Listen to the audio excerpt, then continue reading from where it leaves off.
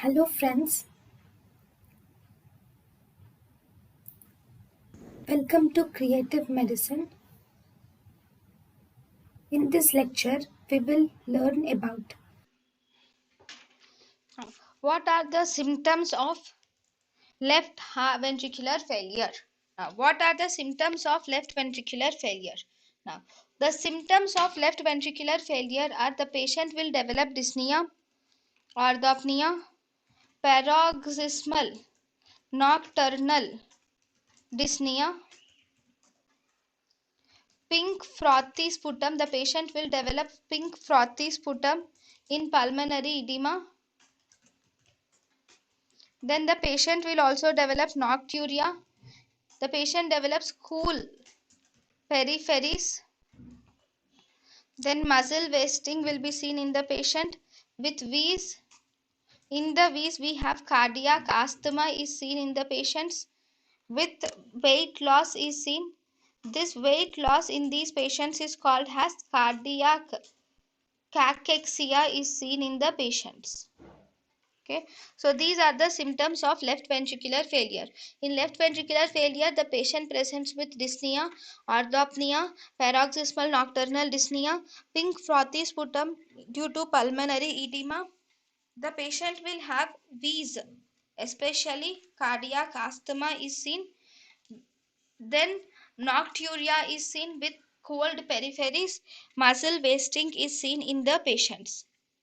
Then we will see why these are seen in a minute. Now, what are the signs of left ventricular failure? In left ventricular failure, the patient will have cool peripheries. There will be peripheral cyanosis is seen in the patient with pulse. The pulse in the left ventricular failure is resting. Tachycardia is the earliest feature in the pulse, whereas in the pulse there is in the late feature later there is also presence of pulsus alternans. Actually, pulsus alternans is a sign of severe left ventricular failure. Then you see that there is on auscultation. If you do auscultation, on auscultation you will see that there is S3 gallop is seen on auscultation, which is most important. Then on the chest we will see that there is tachypnea is seen in the patient with on the chest there is tachypnea with bibasilar and inspiratory crackles are seen with pulmonary effusion. Now, there are many causes, there are many symptoms and signs of left ventricular failure. But the question is, why are all these seen? So, in left ventricular failure, if you see the pathophysiology, first, whatever the reason is, there is left ventricle is not pumping the blood into the aorta. So, as a result, now the left ventricle, now the left ventricle has to undergo, because the left ventricle is not pumping the blood, the left ventricle will undergo hypertrophy, number one, and it tries to pump the blood into the aorta. Okay, initially it will be able to pump the blood into the aorta, but slowly when the hypertrophy becomes more and more and the failure cause becomes more severe, then at a point the heart will not be able to pump the blood into the aorta. It is that point where you see accumulation of the blood in the right ventricle, in the left ventricle. Okay, because there is increased blood in the left ventricle, even there is even there is left atrial hypertrophy will be seen. Now this left atrium receives the blood from the pulmonary arteries.